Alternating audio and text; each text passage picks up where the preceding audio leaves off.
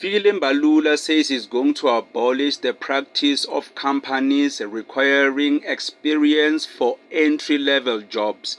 Imagine you're a new graduate, you just graduated, and they say that they want experience while you're an intern. Imagine that, and that happens so much. Even for the simplest job nowadays, they want experience. Like, there's no job that they want zero experience. How is that even possible? Because everyone starts from somewhere, but there's no company, there's no job that will tell you, nah, experience is not required, we'll train you on the job. Like, those are so rare and far in between.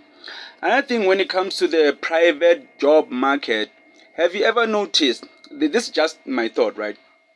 Do you think these companies, FNB, Pick and Pay, Checkers, even telecom companies like maybe DSTV, MultiChoice, all these private companies, do we honestly think that they are eager to hire Africans and black people like that? Let's think about it.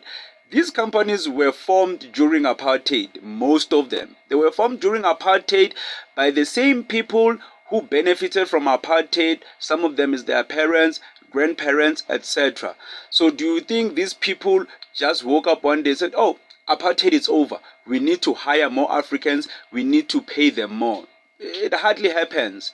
Someone said something, Ntsiki Mazwa, she actually said, guys, the middle class is not that many people. Let's think about it. How many people do you think own a bond and a car? The standard I've made it in South Africa starter pack, a bond and a polo. How many people do you think I can afford that? Like, practically they can afford it, they're not forcing. Do you think it's 100,000 people? Do you think it's 200,000 people? Do you think it's 1,000,000 individuals that are earning that much? Of course not. Many people, I would say maybe 70% to 80% of South Africans earn less than 5,000 rands. So is that a huge transformation in the hiring of people in South Africa? Of course not.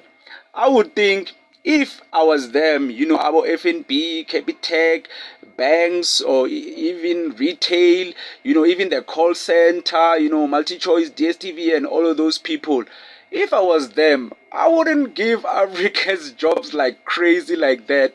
I would just relax. I would just regulate the market, because let's think about it. In their logic, if they really think about it, if they are strategic, if they were to give us that many jobs as South Africans, we would be better off, and we would replace those companies themselves. So strategically for them, it would make sense for them not to hire us like crazy.